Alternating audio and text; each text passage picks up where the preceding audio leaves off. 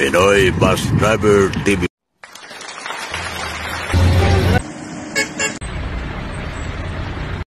Ito mga kabusat, araw ng Bernes, April 19. Yan na sa Tomina, Pagsudating. Biyahe naman tayo, Pagsudating. Alas 11:30.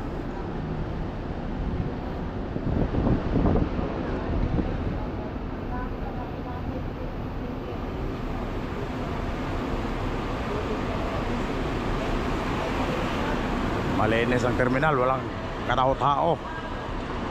Pagsudating.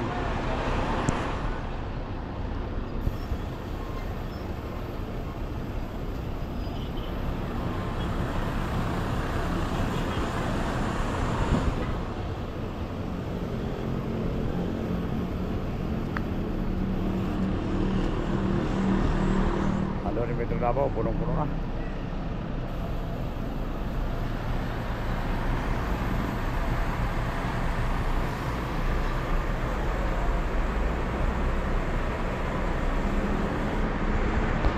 Mayroon na tayong 20 packs kasama ng biyahe mga pasayerong Bicol.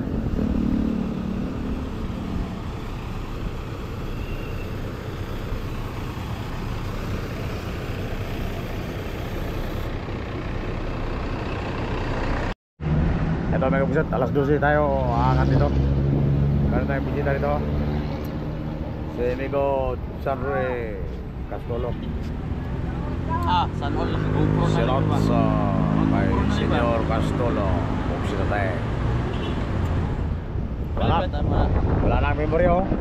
Palitan. Kailangan palitan na namang memory. Pullman. Ya, ang memory na pila ka. What to it? Palitan mo na 26. Ha? 26 ba? Mahal man din po.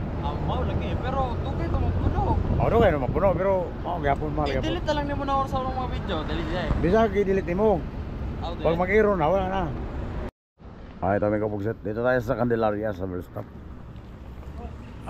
Papuntang southbound dito ang bus stop natin. Pero papuntang northbound.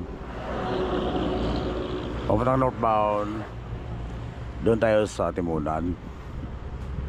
Pero southbound dito tayo. Candelaria pa rin may kabugset. Dito ang ating inspector.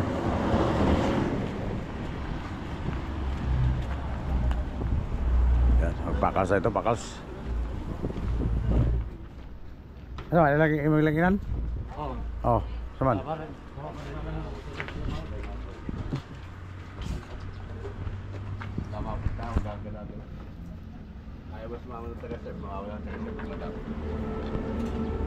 Oh, kumusta ka na? Okay ka na? Okay ka na? Kaon.